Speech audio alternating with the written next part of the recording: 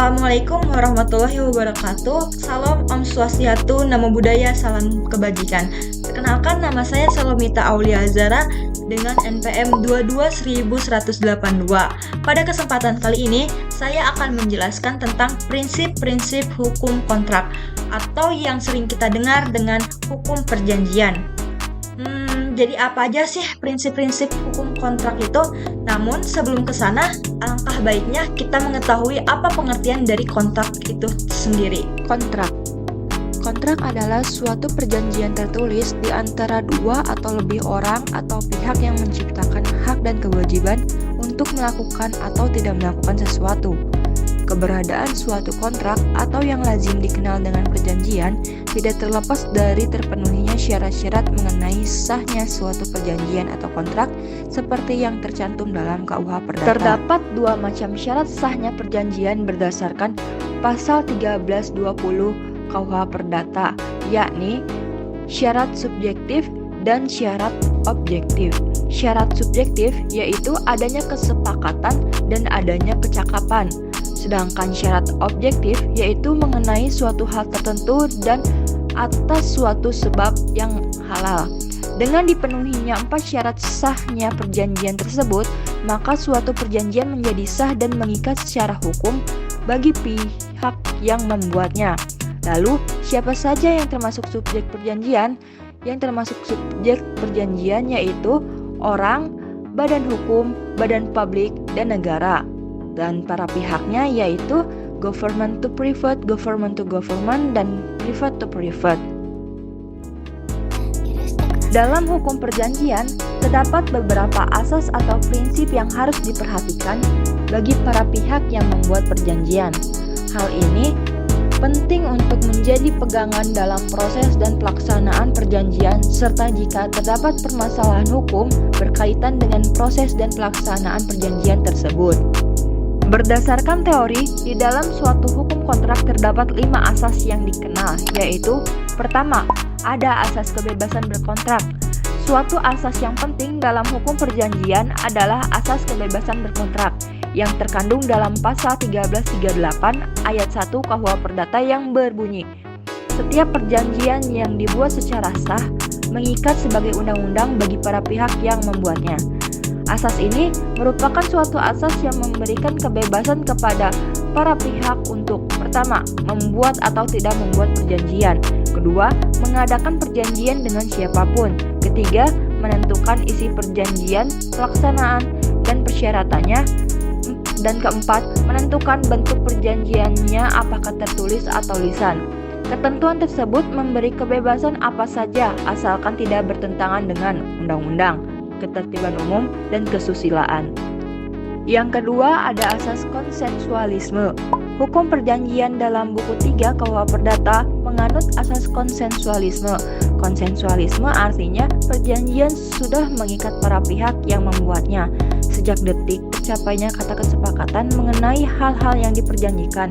Dengan demikian, perjanjian sudah sah dan mengikat para pihak tanpa perlu suatu formalitas tertentu atau perbuatan tertentu. Asas konsensualisme ini tercermin dalam perjanjian pasal 1458 KUH Perdata tentang perjanjian jual beli. Dalam pasal tersebut, jual beli dianggap telah terjadi dan mengikat secara hukum sejak disepakatinya barang dan harga, meskipun harga belum dibayar dan barang belum diserahkan. Yang ketiga, asas itikat baik. Asas itikat baik tercantum dalam pasal 1338 ayat 3 KUH Perdata yang berbunyi, perjanjian harus dilaksanakan dengan itikat baik. Asas ini merupakan asas bahwa para pihak yaitu pihak kreditur dan debitur harus melaksanakan substansi kontrak berdasarkan kepercayaan atau keyakinan yang teguh maupun kemauan baik dari para pihak. Asas itikat baik terbagi menjadi 2 macam, yakni itikat baik nisbi dan itikat baik mutlak. Pada itikat yang pertama, seseorang memperhatikan sikap dan tingkah laku yang nyata dari subjek. Pada itikat yang kedua, penilaian terletak pada akal sehat dan keadilan serta dibuat ukuran yang objektif untuk menilai keadaan menurut norma-norma yang objektif. Yang keempat, Asas kepribadian. Menurut pasal 1315 KUH Perdata, pada umumnya tiada seorang pun dapat mengikatkan diri atas nama sendiri atau meminta ditetapkannya suatu janji, melainkan untuk dirinya sendiri. Asas tersebut dinamakan asas kepribadian. Mengikatkan diri ditujukan pada memikul kewajiban-kewajiban atau menyanggupi melakukan sesuatu, sedangkan meminta ditetapkannya suatu janji ditujukan pada memperoleh hak-hak atas suatu atau dapat menuntut sesuatu. Berdasarkan asas ini, suatu perjanjian hanya meletakkan hak-hak dan kewajiban-kewajiban antara para pihak yang membuatnya, sedangkan pihak ketiga yang tidak ada kaitannya dengan perjanjian tersebut tidak terikat. Dan yang terakhir, asas kepastian hukum. Asas kepastian hukum atau disebut juga dengan asas pacta sunt servanda merupakan asas yang berhubungan dengan akibat perjanjian.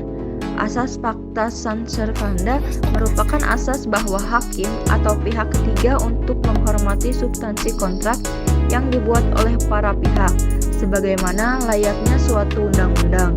Mereka tidak boleh melakukan intervensi terhadap substansi kontrak yang dibuat oleh para pihak. Asas pacta sunt servanda dapat disimpulkan dalam pasal 1338 ayat 1 KUH Perdata. Adapun contoh kasus hukum kontrak dapat dilihat oleh teman-teman sendiri dalam kasus ini, termasuk ke dalam perjanjian sewa-menyewa dengan dasar hukum 1548 KUH Perdata. Perjanjian tersebut sudah sah dan berlaku secara hukum karena sudah ada kesepakatan antara dua belah pihak yang dibuktikan dengan membuat perjanjian sewa-menyewa di depan notaris dalam akte. Letak perjanjiannya adalah kedua belah pihak bersepakat mengenai penggunaan ruangan, harga sewa, service charge, sanksi, dan segala hal yang bersangkut paut dengan sewa-menyewa ruangan. Tarmin sebagai pihak pertama berjanji bersedia membayar semua kewajibannya pada PT SDP. Namun, kenyataannya Tarmin tidak pernah melaksanakan kewajibannya untuk membayar sewa kepada PT SDP. Dapat dilihat, di sini Tarmin tidak memenuhi asas itikat baik. Maka Tarmin dinyatakan sebagai pihak yang melanggar perjanjian atau wan prestasi. Lalu, pihak PT SDP melakukan penutupan secara paksa Kombi Furniture dan menggugat Tarmin ke Pengadilan Negeri Surabaya. Dalam kasus ini juga terdapat asas kebebasan berkontrak dan asas konsensualisme. Nah, demikian beberapa hal yang dapat saya sampaikan. Semoga bermanfaat. Kurang lebihnya saya mohon maaf. Wassalamualaikum warahmatullahi wabarakatuh.